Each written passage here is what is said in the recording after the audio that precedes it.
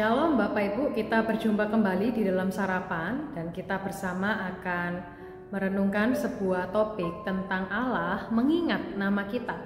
Terambil dari Yesaya 43 ayat yang pertama. Janganlah takut sebab aku telah menebus engkau, aku telah memanggil engkau dengan namamu, engkau ini kepunyaanku.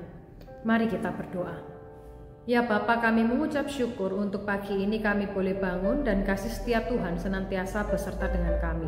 Kami pun memohon kiranya Tuhan boleh menyertai kami, bahkan juga memberikan kami pengertian di dalam firman yang akan kami renungkan ini.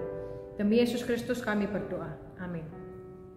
Bapak Ibu, saya ini orangnya itu gampang lupa dengan nama orang. Tetapi dengan wajah saya cepat untuk mengingat. Tapi nama itu sangat samar-samar.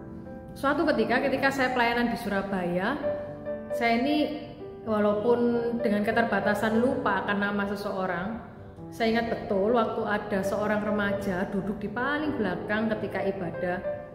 Saya menghampirinya, kemudian saya menyapanya, "Halo Felicia."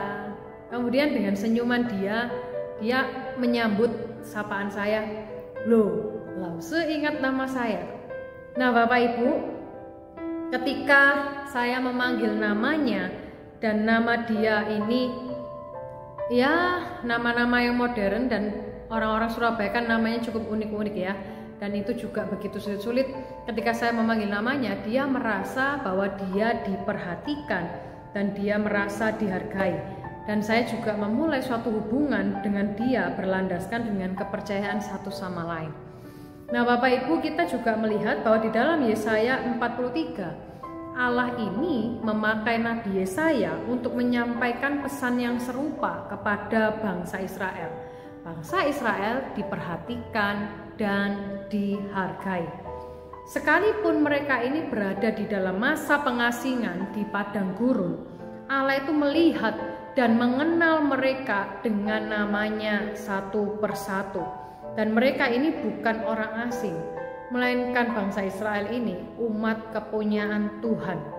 Bahkan mereka bangsa Israel ini merasa bahwa dirinya ini ditinggalkan. Tetapi justru kehidupan bangsa Israel ini sungguh berharga di mata Allah. Bahkan kita mengerti Bapak Ibu, sekalipun hukuman Allah ini tidak inkonsisten dan di dalam kasihnya, tetapi Tuhan ini memberikan pengajaran, Tuhan ini memberikan kasihnya seperti Bapa sayang seorang anak. Dan Allah juga terus bertekad untuk mengampuni dosa-dosa bangsa Israel. Nah Bapak Ibu, kita diingatkan bahwa sekalipun Allah mengenal nama bangsa Israel dan mengenal kita juga, Dia melakukan banyak hal dan memberikan kesadaran bagi setiap kita untuk terus melihat bahwa kasih Tuhan ini senantiasa besar. Tetapi kita pun juga perlu takut dan khawatir supaya kita ini hidup berdasarkan kemurahan Tuhan, tidak pernah menyia-nyiakan anugerahnya.